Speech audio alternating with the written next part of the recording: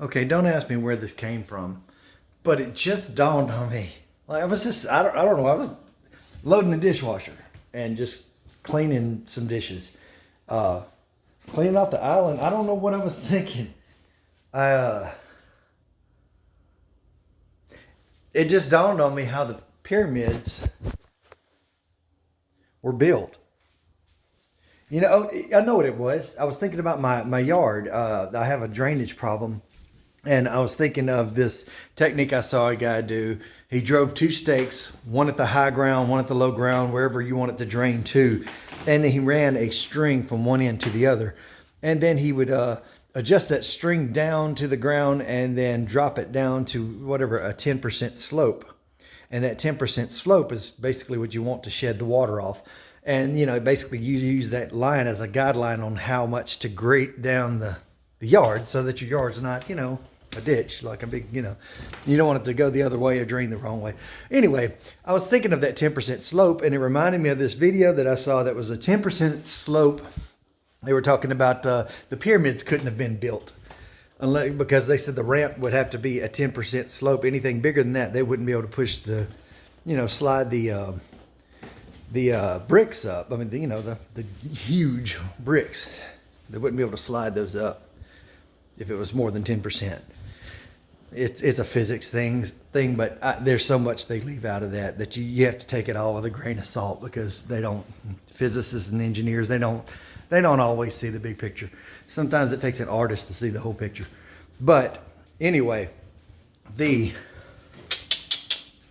slope I was thinking of, it made me think about that situation, that 10%. First of all, I don't believe they built a ramp around the pyramid and built the pyramid. See, we're used to thinking that way because that's the way we build things now. That whole style of scaffolding and building, I don't even know if that existed back in the Stone Age. Stone Age. I mean, back when the pyramids were built, that time, I don't really believe that we used wooden scaffolding to lift up stone. I don't even think that was a thing back then. I think we might have used that to build wooden structures and things like that. But to build a pyramid, I do not think they would have built wooden bridges and things like that around.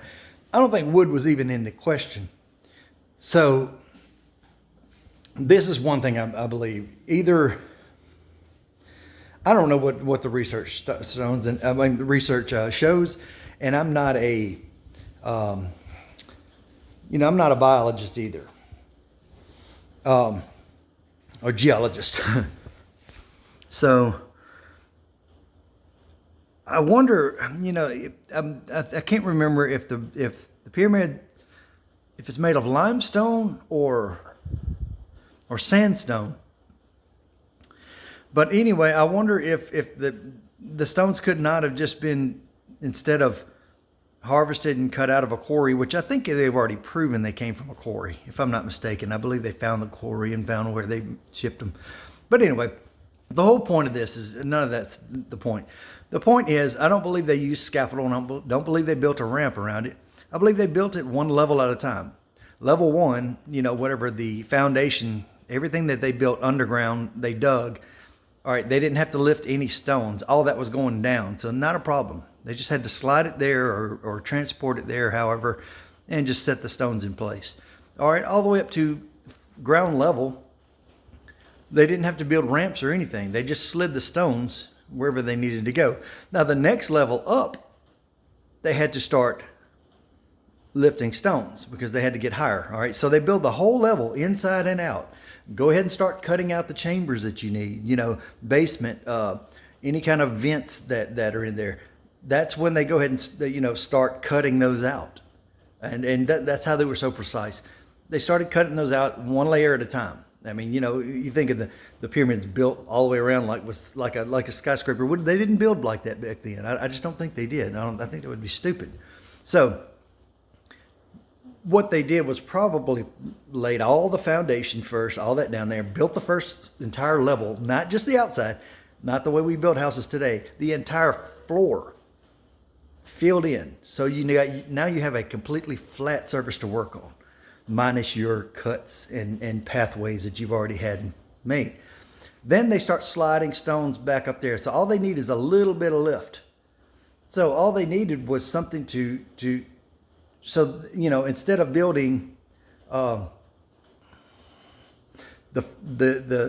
instead of building it completely flat, they probably left one area that was like a staircase. Like they left one stone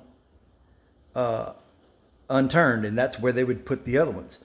Basically, they had a stairway of these giant stones that they would push the stone up to it. I believe they'd find a way, probably rocked it back and forth on a log type of thing. You know, they'd slide it and pull all the logs. You know, you had the logs underneath it that rolled like the pyramids were like this, and the logs would roll underneath it. You know, like, see my thumbs, like, you know, it would roll like that. And then they would leave the last one so they could pivot it like that.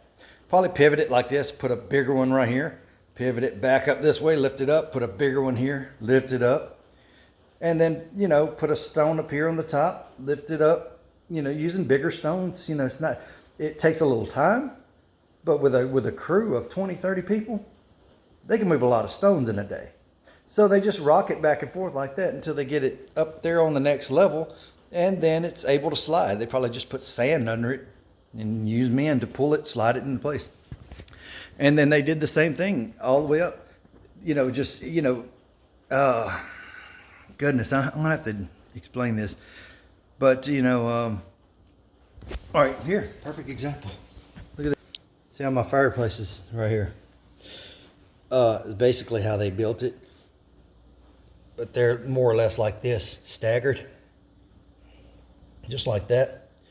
But imagine, like, all right, you've got this platform built here. All right, well, don't finish this. Imagine this brick's missing. This brick's missing. You know, just a couple missing so that it looks like this. Then you've got a platform to walk up. Then you put your stone up here. Like, you know, lift it up here, lift it up here, lift it. It's not a lot of pushing. It's more or less tilting, wobbling back and forth until you wobble the board. I guarantee you that's how they did it. That wasn't a good example of what I was saying. This is how it would be. It's like you built the whole thing just like this. Like, say this is 1, 2, 3, 4, 5 levels. All right. Once you got to this 5th level, it would look just like the pyramid. This is how it would look.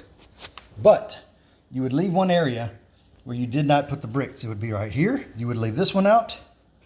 Oh yeah, you would leave this.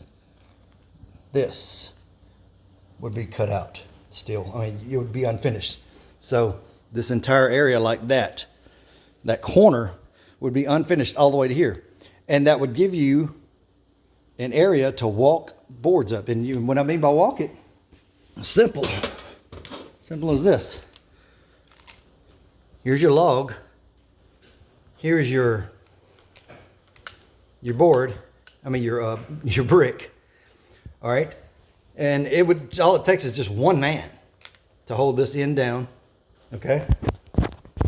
Another man or person to put a bigger log under it here.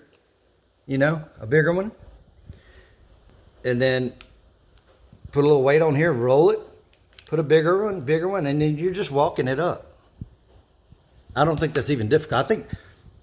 I think 2 people can probably do that. Can probably move a giant boulder that way. You know, just, I don't remember who said it, but give me a long enough lever, I can move the earth. That's not just a statement. That's a fact. If you had a lever long enough that wouldn't break, you know, just theoretically take all the physics out of it and think of, like, if you had a solid lever that was long enough to stretch, say, to the moon, you could literally put it in between the moon and the earth, and with very little weight, you just shift both of them. You know, it's that kind of, you know, levers. You can do a heck of a lot with levers, and they knew that back then. In fact, I think they knew more about structure and tech, and they were probably more precise mathematicians back then than we are now. We know more now because of what they did, you know, because of these people in the past. We stood on the shoulders of geniuses and took the next step, so to speak.